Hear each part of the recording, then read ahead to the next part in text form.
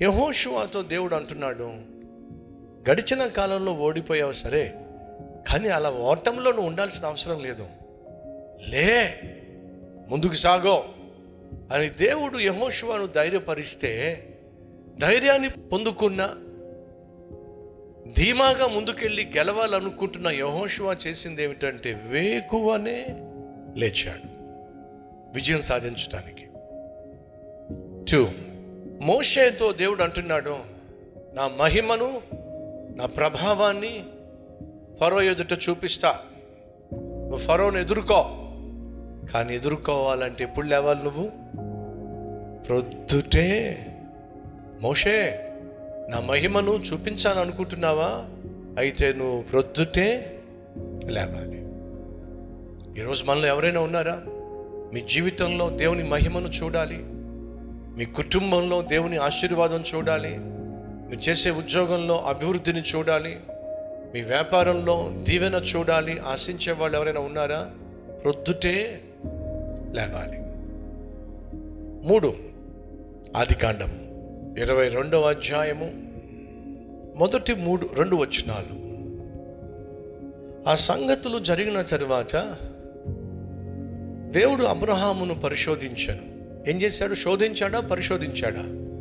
గమనించండి, దేవుడు మనిషిని శోధించడు, సైతాను శోధిస్తాడు. కానీ మనిషిని దేవుడు ఏం చేస్తాడు? పరిశోధిస్తాడు, పరీక్షిస్తాడు. దేవుడు నిన్ను నన్ను పరీక్షిస్తున్నప్పుడు మనం ఎంత పనికి మాలిన వారమో బయట పెట్టాలి అనేది దేవుని యొక్క ఉద్దేశం కాదండి. మన విశ్వాసం ఎంత గొప్పదో లోకానికి నిరూపించాలి అని దేవుడు మనల్ని పరీక్షిస్తాడు. ఇప్పుడు దేవుడు అబ్రహామును పరీక్షిస్తున్నాడు, పరిశోధిస్తున్నాడు. ఏం చేస్తున్నాడు?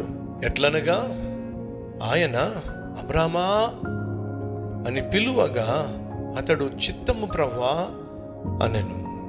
అప్పుడు ఆయన, నీకు ఒక్కడై ఉన్న నీ కుమారుణ్ణి అనగా నీవు ప్రేమించు ఇస్సాకును తీసుకొని మోరియా దేశమునకు వెళ్ళి అక్కడ నేను నీతో చెప్పబోవు పర్వతములలో ఒకదాని మీద దహన బలిగా అర్పించు.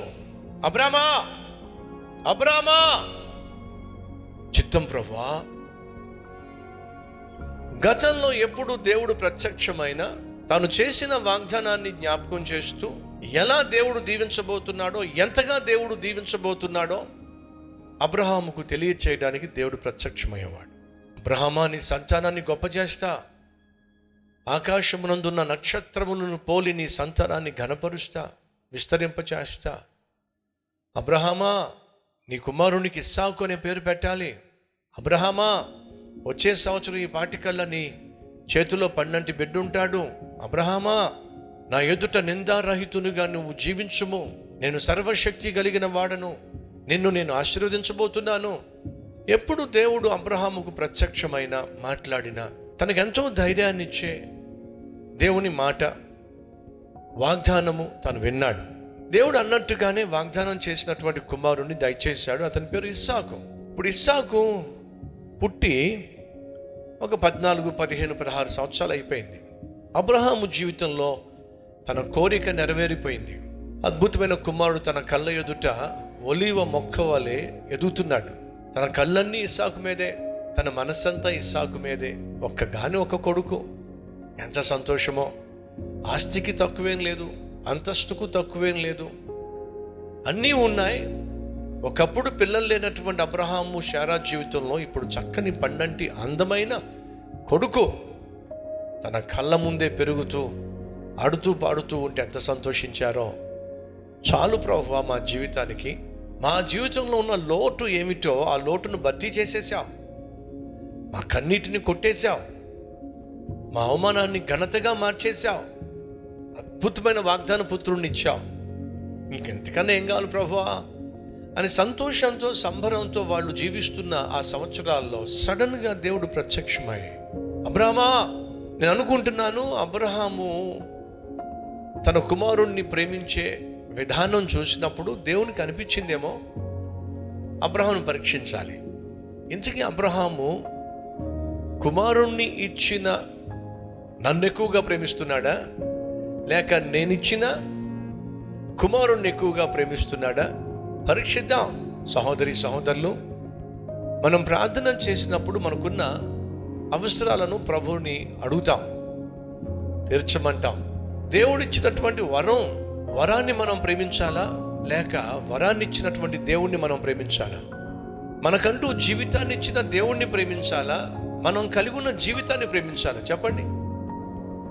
మనల్ని మనం బాగా ప్రేమించుకుంటాం, మనకంటే మనం చాలా ఇష్టం. కానీ మనకంటూ ఒక జీవితాన్ని ఇచ్చిన, జీవించటానికి ఒక అవకాశం ఇచ్చిన దేవుణ్ణి ఎక్కువగా ప్రేమించాలా, లేక ఆయన ఇచ్చిన జీవితాన్ని ఎక్కువగా ప్రేమించాలా? మనం సాధారణంగా మనల్ని మనమే ఎక్కువ ప్రేమించుకుంటాం, దేవుని కంటే ఎక్కువగా మనల్ని ప్రేమిస్తాం. మనం వాస్తవం, అది ఒప్పుకోవాల్సిందే.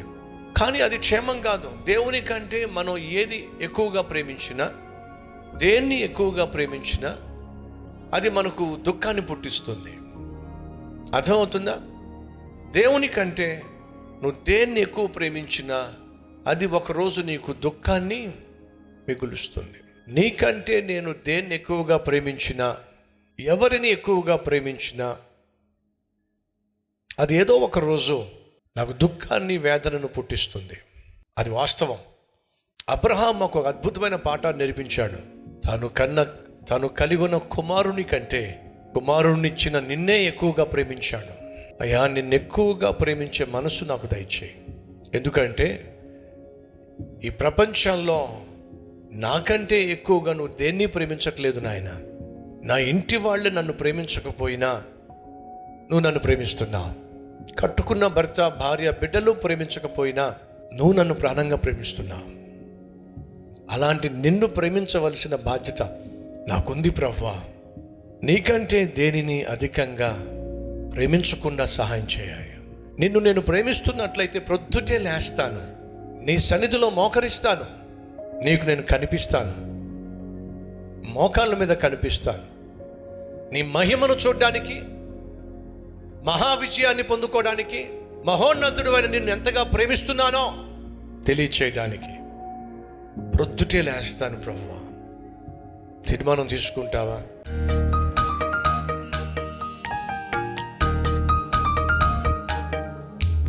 మహాపరిశుద్ధుడు అయిన మా ప్రియ పరలోకపు తండ్రి, ఈ సన్నిధిలో ఎక్కువ సమయం గడిపే భాగ్యము, నీతో మాట్లాడుకోవడంలో ఎక్కువ సమయం గడిపే భాగ్యము, మనస్సు విప్పి నాయన మా మనస్సులో ఏముందో అది ఒక అద్భుతమైన స్నేహితునిగా, ప్రియమైన తండ్రిగా, ప్రాణం పెట్టిన నాథునిగా, రక్షకునిగా మాకున్న సమస్తాన్ని నీతో పంచుకునేటటువంటి అద్భుతమైన సహవాసాన్ని దయచేయి నాయన. సోమరతనాన్ని మా నుంచి తీసేనాయనా, వ్యర్థమైన సంభాషణలను మా నుంచి తీసేనాయనా. నీకంటే ఎక్కువగా మేము ఎవ్వరితోనూ మాట్లాడకుండా చేయి ప్రభువా. మా హృదయానికి బహు దగ్గరగా ఉన్న వారితోనే ఎక్కువగా మేము మాట్లాడతాం. నీకంటే ఈ లోకంలో ఏ ఒక్కరూ మాకు దగ్గరగా ఉండడానికి వీల్లేదు నాయన. కాబట్టి అడుగుతున్నానయ్యా, నిన్ను ప్రాణంగా ప్రేమించే మనస్సు ఇవ్వండి. యేసు నామం పేరట వేడుకుంటున్నాం తండ్రి, ఆమేన్.